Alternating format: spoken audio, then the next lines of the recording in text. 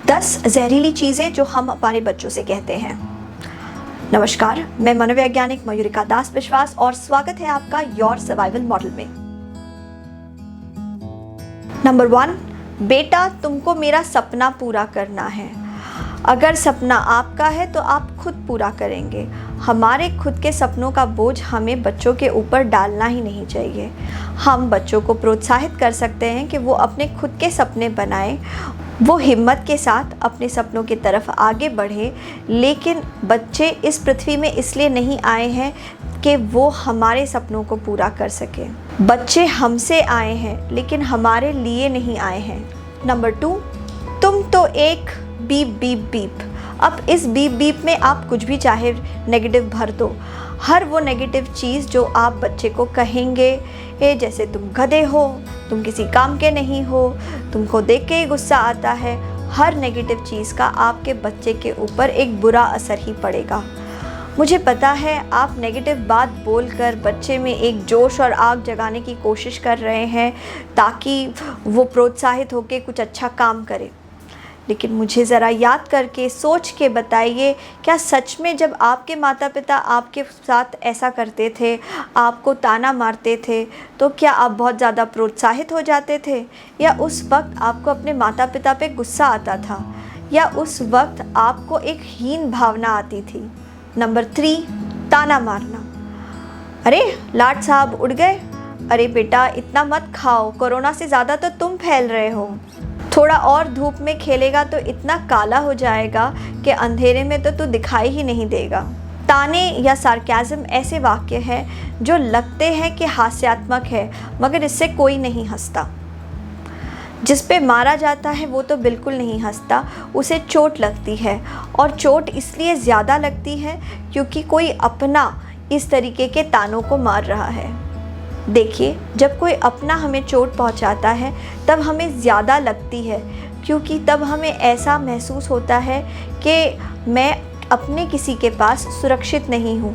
इसका मतलब दुनिया में तो मेरी कोई सुरक्षित जगह है ही नहीं।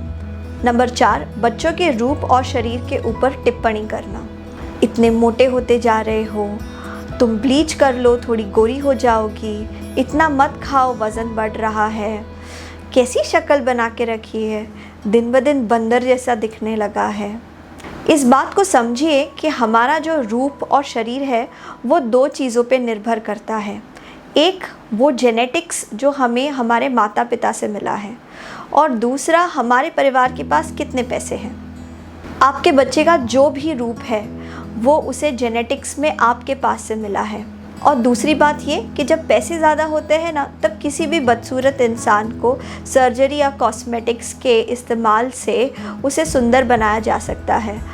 बॉलीवुड में ऐसे बहुत सारे लोग हैं जिन्होंने अपने बदसूरत बच्चों पे करोड़ों खर्च करके उन्हें खूबसूरत बना दिया।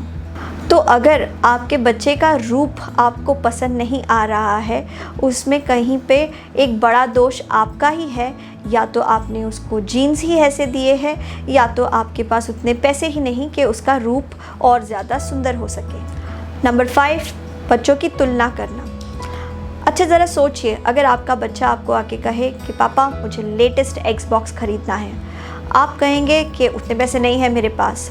आपका बच्चा कहेगा, अरे मैंने 90% लाया है और आप मुझे Xbox नहीं दे रहे हैं। मेरा दोस्त सुनील, उसको तो सिर्फ 75% आया था, फिर भी उसके पापा ने उसको ख़रीद के दिया।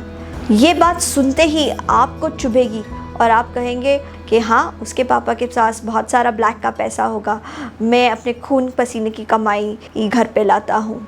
बात ये है, जब आपकी तुलना जब किसी और माँ बाप से की जाती है तो आपको चुभती है। ठीक उसी ही तरीके से अगर आप अपने बच्चे की तुलना अपने दूसरे बच्चों से करेंगे, देखो भाई कितना पढ़ाई करता है, देखो तुम्हारी चाची की बेटी ये कितनी सुंदर और सुशील है, माँ बाप की सारी बातें मानती है, देखो हमारे बिल्डिंग में वो लड़का फर्स्ट आया है, उसे मेरिट लिस्ट में उसका नाम आया है। जब बच्चों की तुलना आप दूसरे बच्चों से करते हैं तब उनको भी चुभता है, वो इससे प्रोत्साहित नहीं होते, ठीक वैसे ही जैसे कि आप प्रोत्साहित नहीं होंगे। नंबर 6, बच्चों को खोखले वायदे करना। मम्मी हम किड्ज़ानिया कब जाएंगे? बेटा जाएंगे, दिवाली में जाएंगे। दिवाली आने पर आप कहेंगे कि बेटा अभी तो सब त्यौहार का समय है, घर पे लोग आने वाले हैं, हम दिसंबर में जाएंगे। जब दिसंबर आ जाएगा, अब तो बेटा एग्ज़ाम्स आने वाले हैं, तुम्हारे टेस्ट्स हैं, हम कुछ दिनों बाद जाएंगे, ये टेस्ट निकल जाओ फिर जाएंगे। जब टेस्ट का समय निकल जाता है फिर कहते हैं इस महीने में पैसे की थोड़ी प्रॉब्लम है, ये साल ख़त्म हो जाए, हम समर वेकेशन में तो पक्का जाएंगे। धीरे धीरे आपका बच्चा आपके ऊपर विश्वास करेगा ही नहीं। उसे पता लग जाएगा कि कोई भी चीज़ अगर चाहिए तो इनसे मांगने का कुछ मतलब नहीं है, या तो कहीं और से जुगाड़ करो, या तो कुछ ऐसा झूठ बोलो, कुछ ऐसी परिस्थिति तैयार करो कि ये इंसान मेरी इच्छा को पूरी करने के लिए बाध्य हो जाए।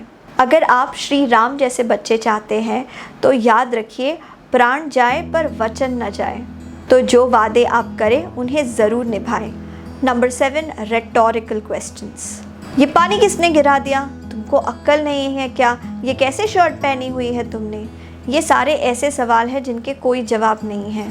रेटोरिकल सवाल जिसे पूछा जाता है उस इंसान के पास जवाब तो होता ही नहीं है, उसे गिल्टी महसूस होता है, वो डिफेंसिव हो जाता है, वो ऊल जलूल के एक्सक्यूज़ देने लगता है।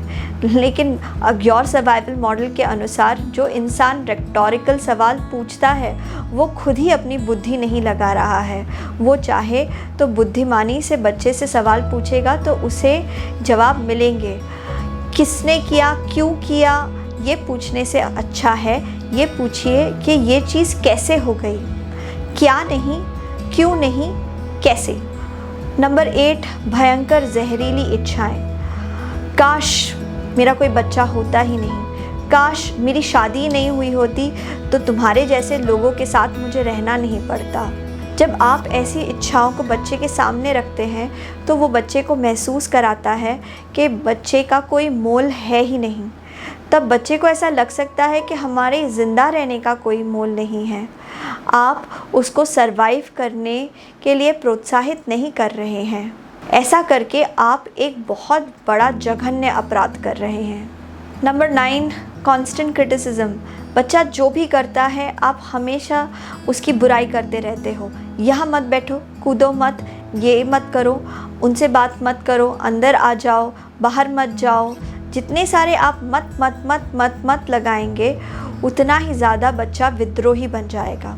उससे काफ़ी बेहतर होगा कि आप बच्चे को ये बताएं कि बच्चे को क्या करना चाहिए।